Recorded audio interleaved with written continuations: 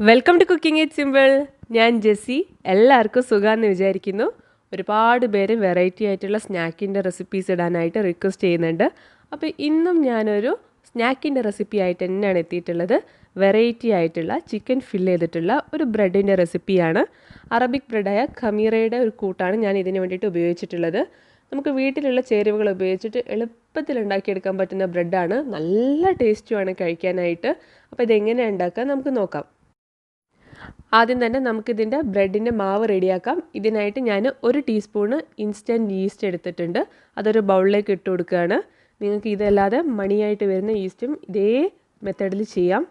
അതിലേക്ക് 1 ടീസ്പൂണ് പഞ്ചസാര ഇട്ടിട്ടുണ്ട്. ഇനി നമുക്കിതിലേക്ക് 1/2 കപ്പ് ഇളം ചൂടുള്ള പാല് ചേർത്ത് കൊടുക്കണം. ഒരുപാട് ചൂടുണ്ടാവരുത്, ഇളം ചൂടേ പാടുള്ളൂ. എന്നിട്ടിത് നന്നായിട്ടൊന്ന് മിക്സ് ചെയ്യുക. അതിനുശേഷം നമുക്ക് ഇതൊന്ന് പുളിക്കാൻ വേണ്ടിയിട്ട് ഒരു 5-10 മിനിറ്റോ ഒന്ന് മാറ്റി വയ്ക്കാം. ശരിക്കും പറയുകയാണെങ്കിൽ ഇൻസ്റ്റൻറ്റ് ഈസ്റ്റ് ഉപയോഗിക്കുന്ന സമയത്ത് ഇങ്ങനെ പുളിക്കാൻ വേണ്ടി വെക്കണമെന്നില്ല. ഡയറക്റ്റായിട്ട് മൈദയിലേക്ക് ചേർത്താൽ മതി. പക്ഷേ എല്ലാവരുടെ കയ്യിലും അത് ഉണ്ടാവില്ലല്ലോ. അപ്പം ഏതൊരു ഈസ്റ്റിന് ഉപയോഗിക്കാൻ പറ്റുന്ന മെത്തേഡാണ് ഞാനിപ്പോൾ കാണിച്ചിട്ടുള്ളത്. ഒരു 10 മിനിറ്റ് കഴിഞ്ഞ് തുറന്ന് നോക്കിയപ്പോൾ അത് നന്നായിട്ട് പുളിച്ച് പൊങ്ങിയിട്ടുണ്ട്. അതിലേക്ക് ഞാനൊരു കോഴിമുട്ട ചേർക്കുന്നുണ്ട്. റൂം ടെമ്പറേച്ചറിലുള്ള മുട്ട എടുക്കാൻ പ്രത്യേകം ശ്രദ്ധിക്കുക. തണുത്ത ഒന്നും ഇതിലേക്ക് ചേർക്കരുത്. ഇത് നന്നായിട്ടൊന്ന് മിക്സ് ചെയ്തതിന് ശേഷം നമുക്കിതിലേക്ക് മൈദ ചേർത്ത് കൊടുക്കാം. ഞാനിപ്പോൾ 1.5 കപ്പ് മൈദയാണ് ചേർക്കുന്നത്. ഈ ഒരു അളവിൽ നിങ്ങൾക്ക് 6 വലിയ ബണ്ണ് ചെയ്തെടുക്കാനായിട്ട് പറ്റും. ഇനി നമുക്കിതിലേക്ക് ഉപ്പ് ചേർത്ത് കൊടുക്കാം. ഒരുപാടൊന്നും വേണ്ട. ഞാൻ ഒരു 1/2 ടീസ്പൂൺ ഉപ്പേ ചേർത്തിട്ടുള്ളൂ. ഇനി നന്നായിട്ട് ഇതൊന്ന് കുഴച്ചെടുക്കാം. കുഴയ്ക്കുന്ന സമയത്ത് നിങ്ങൾക്ക് മാവ് വളരെ ലൂസായി തോന്നുകയാണെന്നുണ്ടെങ്കിൽ നിങ്ങൾക്ക് കുറച്ചും കൂടെ മൈദ ചേർത്ത് കൊടുക്കാം. അതുപോലെ തന്നെ മാവ് കുഴയ്ക്കാൻ പാകത്തിനുള്ള വെള്ളം അതിലില്ലയെന്ന് തോന്നുകയാണെങ്കിൽ കുറച്ച് വെള്ളവും ചേർത്ത് കൊടുക്കാം. എന്നിട്ട് നമ്മൾ ചപ്പാത്തിക്ക് ഒക്കെ കുഴയ്ക്കുന്ന പോലെ നല്ല സോഫ്റ്റായിട്ടുള്ള മാവായിട്ട് കുഴച്ചെടുക്കുക. നിങ്ങൾ കുറച്ചധികം നേരം കുഴയ്ക്കുകയാണെന്നുണ്ടെങ്കിൽ അത്രയും നല്ല ബ്രെഡായിട്ട് കിട്ടും. അപ്പം നന്നായിട്ട് കുഴച്ചെടുക്കുക. എന്നിട്ടൊരു ബോൾ പോലെ ഉരുട്ടി വെച്ചിട്ട് അതിൻ്റെ മേളിലായിട്ട് കുറച്ച് ഓയിലൊന്ന് തടവി കൊടുക്കുക. എന്നിട്ടൊരു നനഞ്ഞ തുണി കൊണ്ടോ ഒരു ക്ലിങ് ഫിലിം കൊണ്ടോ കവർ ചെയ്തിട്ട് ഏതെങ്കിലും ഒരു ചൂടുള്ള ഭാഗത്ത് 1 മണിക്കൂർ മുതൽ 2 മണിക്കൂർ വരെ ഒന്ന് മാറ്റി വയ്ക്കാം. ഈ മാവൊക്കെ നന്നായിട്ടൊന്ന് പൊങ്ങി വരണം. ആ ഒരു സമയം വരെ നമുക്കിത് മാറ്റി വയ്ക്കണം. ഈ ഒരു സമയത്ത് നമുക്കിതിൻ്റെ സ്റ്റഫിങ് ചെയ്തെടുക്കാം. ഇതിനായിട്ട് 200 ഗ്രാം എല്ലില്ലാത്ത ചിക്കൻ്റെ പീസ് ഉപ്പും മഞ്ഞളും ഇട്ട് വേവിച്ചെടുത്തിട്ടുള്ളതാണ്. അത് ഞാൻ കൈ ഉപയോഗിച്ചിട്ട് ഇതുപോലെ ഒന്ന് നന്നായിട്ട് പൊടിച്ചെടുക്കുന്നുണ്ട്. മിക്സിയിലൊന്നും ഇടണ്ട, കാരണം വല്ലാതെ പൊടിഞ്ഞു പോവും. കൈ കൊണ്ട് ഇതുപോലെ ഒന്ന് നാര് പോലെ ഒന്ന് ആക്കിയെടുത്താൽ മാത്രം മതി. ഈ ഒരു പരുവത്തിലാണ് ചിക്കൻ വേണ്ടത്. ഇനി ഞാനൊരു ഫ്രൈ പാനിലേക്ക് 3 ടേബിൾ സ്പൂൺ ഓയിൽ ഒഴിച്ചു കൊടുക്കുന്നുണ്ട്. സാധാ സൺഫ്ലവർ ഓയിൽ തന്നെയാണ് ഉപയോഗിക്കുന്നത്. ഓയിൽ ചൂടായി വരുന്ന സമയത്ത് ഒരു വലിയ ഉള്ളി കട്ട് ചെയ്തത് ഇതിലേക്ക് ചേർത്ത് കൊടുക്കാം. സവാളയാണ്. അതിലേക്ക് 2 പച്ചമുളക് ചതച്ചതും കൂടെ ചേർത്ത് കൊടുക്കുന്നുണ്ട്. നമ്മുടെ കുത്തുന്ന അമ്മിയിലിട്ടിട്ട് ചതച്ചെടുത്തതാണ്. 4 വെളുത്തുള്ളിയും 1 ഇഞ്ച് വലിപ്പമുള്ള ഇഞ്ചിയും കൂടെ ചതച്ചെടുത്തതാണ്. അതും കൂടെ ചേർത്തിട്ടുണ്ട്. കുറച്ച് ഉപ്പ് ഇട്ട് കൊടുത്തിട്ടുണ്ട്. എന്നിട്ട് നമുക്കിത് നന്നായിട്ടൊന്ന് വഴറ്റിയെടുക്കാം. ഒരു ലോ ടു മീഡിയം ഫ്ലെയിമിലിട്ടിട്ട് നന്നായിട്ട് ഇതൊന്ന് വഴറ്റിയെടുക്കാം. ഇങ്ങനെയാണ് വഴറ്റി കഴിഞ്ഞാൽ ഉള്ളിയൊക്കെ കാണാനായിട്ട് ഉണ്ടാവുക. ഇനി ഞാനിതിലേക്ക് 1/2 ടീസ്പൂണ് ഗരം മസാല ചേർത്ത് കൊടുക്കുന്നുണ്ട്. 1 ടീസ്പൂണ് മല്ലിപ്പൊടി ചേർത്ത് കൊടുക്കുന്നുണ്ട്. 1 ടീസ്പൂണ് കുരുമുളക് പൊടി ചേർത്ത് കൊടുക്കുന്നുണ്ട്. ഈ മസാലകളെല്ലാം ചേർത്തിട്ട് ഇതിൻ്റെ ആ ഒരു പച്ചമണം പോകുന്ന വരെ ഒന്ന് റോസ്റ്റ് ചെയ്തിട്ടെടുക്കുക. ആ പച്ചമണമൊക്കെ ഒന്ന് പോയി കഴിഞ്ഞാൽ അതിലേക്ക് നമ്മൾ ഷ്രെഡ് ചെയ്ത് വെച്ചിട്ടുള്ള ചിക്കൻ ചേർത്ത് കൊടുക്കാം. എന്നിട്ട് നന്നായിട്ടൊന്ന് മിക്സ് ചെയ്യാം. ഈ മസാലകളൊക്കെ ചിക്കൻ്റെ ഭാഗത്തൊക്കെ നന്നായിട്ട് പിടിക്കണം. ആ രീതിയിൽ വേണം മിക്സ് ചെയ്യാനായിട്ട്. 1/2 കപ്പ് പാലിലേക്ക് ഞാൻ 1 ടീസ്പൂണ് കോൺഫ്ലവർ ചേർത്ത് കൊടുക്കുന്നുണ്ട്. നന്നായിട്ട് കുമിച്ചിട്ടാണ് കോൺഫ്ലവർ എടുത്തിട്ടുള്ളത്. അതൊന്ന് പ്രത്യേകം ശ്രദ്ധിക്കണം. എന്നിട്ട് നന്നായിട്ട് ഇതൊന്ന് ഇളക്കുക. പാല് തണുത്ത പാലാവരുത്, റൂം ടെമ്പറേച്ചറിലുള്ള പാലാവണം. തീ താഴ്ത്തി വെച്ച ശേഷം ഈ ഒരു പാലിൻ്റെ മിക്സ്ചർ നമ്മുടെ മസാലക്കൂട്ടിലേക്ക് ചേർത്ത് കൊടുക്കുക. എന്നിട്ട് നന്നായിട്ടൊന്ന് ഇളക്കുക. ഇങ്ങനെ ചെയ്ത് കഴിഞ്ഞാൽ നമ്മുടെ മസാല കുറച്ചൊരു ഗ്രേവി പോലെ ഇരിക്കും. നമ്മൾ സാധാരണ അറബിക് സ്റ്റഫ്ഡ് ബൺസൊക്കെ വാങ്ങിക്കുന്ന സമയത്ത് അതിൻ്റെ അകത്ത് കിട്ടുന്ന ആ ഒരു മസാലേൻ്റെ ഫ്ലേവറാണ് ഇതിനുണ്ടാവുക. നല്ല ടേസ്റ്റാണ് ഈ ഒരു മസാലയ്ക്ക്. അപ്പോൾ നമ്മൾ സാധാരണ സമൂസേൻ്റെ മസാലയിൽ നിന്നൊക്കെ ഡിഫറെൻ്റ് ആണ്. അപ്പോൾ ഇങ്ങനെ ഒന്ന് ട്രൈ ചെയ്ത് നോക്കുക. തീർച്ചയായിട്ടും നിങ്ങൾക്ക് ഇഷ്ടപ്പെടും.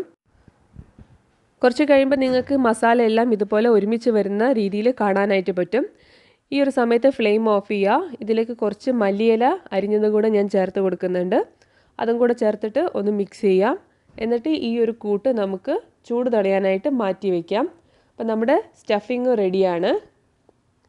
ഇനി ഈ ഒരു ബ്രെഡിലേക്ക് നമുക്ക് വേറൊരു സാധനം കൂടി ആവശ്യമായിട്ടുണ്ട്. കുറച്ച് വെളുത്ത എള്ളും കറുത്ത എള്ളും ഞാനൊരു പ്ലേറ്റിൽ എടുത്തിട്ടുണ്ട്. നല്ല ടേസ്റ്റാണ് ഇത് ആ ബ്രെഡിൽ കഴിക്കുമ്പം നമ്മളെ വായിൽ കടിക്കാൻ കിട്ടുന്ന സമയത്ത്. പിന്നെ കാണാനും നല്ല ഭംഗിയാണ്. അതുപോലെ തന്നെ ഞാൻ ഒരു കോഴിമുട്ട ഒന്ന് ഉടച്ച് വെക്കുന്നുണ്ട്. ഇത് നമ്മുടെ ആ ഒരു ബ്രെഡിൻ്റെ മേലെ ഒന്നൊന്ന് ബ്രഷ് ചെയ്യാനായിട്ടുള്ളതാണ്. അപ്പോൾ ഇതൊന്ന് റെഡിയാക്കിയിട്ട് വെക്കുക. 1.5 മണിക്കൂർ കഴിഞ്ഞ് ഞാൻ മാവെടുത്ത് നോക്കിയ സമയത്ത് മാവൊക്കെ നന്നായിട്ട് പൊങ്ങി വന്നിട്ടുണ്ട്. നമുക്ക് ഇതിൻ്റെ അകത്തുള്ള എയർ ഒന്ന് പഞ്ച് ഔട്ട് ചെയ്തിട്ട് പുറത്ത് കളയാം. എന്നിട്ട് ഈ മാവിനെ 6 ഈക്വൽ ആയിട്ടുള്ള ബോളുകളായിട്ട് ഡിവൈഡ് ചെയ്യാം. നിങ്ങൾക്ക് ചെറിയ സ്നാക്കായിട്ട് വേണമെന്നുണ്ടെങ്കിൽ ഇതിനെ ഇനിയും ചെറിയ ബോളാക്കിയിട്ടും ചെയ്യാവുന്നതാണ്. നമ്മൾ ചപ്പാത്തിയൊക്കെ പരത്തുന്ന പലകയുടെ മേലെ ഞാൻ കുറച്ചൊന്ന് ഓയിൽ തടവിയിട്ടുണ്ട്. അതിനുശേഷം ഒരു ബൗൾ ഒന്ന് ഉരുട്ടിയെടുത്തിട്ട് ഇതിൻ്റെ മേലെ വെക്കുന്നുണ്ട്. നിങ്ങളെ കയ്യിലും കുറച്ച് ഓയിലാക്കുക. അതിനുശേഷം കൈയിൻ്റെ ഉൾഭാഗം വെച്ചിട്ട് ഇതുപോലെ മാവിനെ അമർത്തിയിട്ട് വേണം പരത്തിയെടുക്കാനായിട്ട്. പരത്തുന്ന സമയത്ത് പ്രത്യേകം ശ്രദ്ധിക്കേണ്ട വേറൊരു കാര്യം, അരികിലേക്കൊക്കെ നല്ല തിന്നായിട്ട് പരത്തിയെടുക്കണം. ഇല്ലെന്നുണ്ടെങ്കിൽ ബ്രെഡിൻ്റെ അടിഭാഗത്ത് കട്ടി കൂടുതലായിട്ട് വരും. അപ്പോൾ അരികു വശമൊക്കെ നല്ല തിന്നായിട്ട് പരത്തിയെടുക്കുക. നിങ്ങളെ കൈ കൊണ്ട് പരത്താൻ എയിമില്ല എന്നുണ്ടെങ്കിൽ നിങ്ങൾക്ക് ചപ്പാത്തി പരത്തുന്ന കുഴൽ ഉപയോഗിക്കാം. അതിനുശേഷം ഞാൻ ഈ ഒരു പരത്തിയെടുത്ത പൂരി പോലെയുള്ള മാവിനെ ഒന്ന് മറിച്ചിട്ടിട്ടുണ്ട്.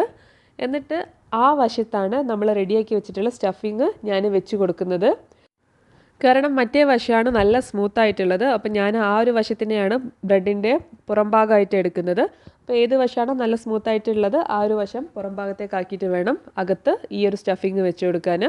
എന്നിട്ട് അറ്റമൊക്കെ നല്ല തിന്നാണെന്ന് ഉറപ്പ് വരുത്തുക. അതിനുശേഷം എല്ലാ വശത്തുനിന്നും കൂടെ ഇതുപോലെ നടുവിലേക്ക് കൂട്ടിപ്പിടിക്കുക. ഇങ്ങനെ കൂട്ടിപ്പിടിക്കുന്ന സമയത്ത് പ്രത്യേകം ശ്രദ്ധിക്കണം, കറക്റ്റ് നന്നായിട്ട് ഈ ഒരു ബ്രെഡ് സീലാവണം.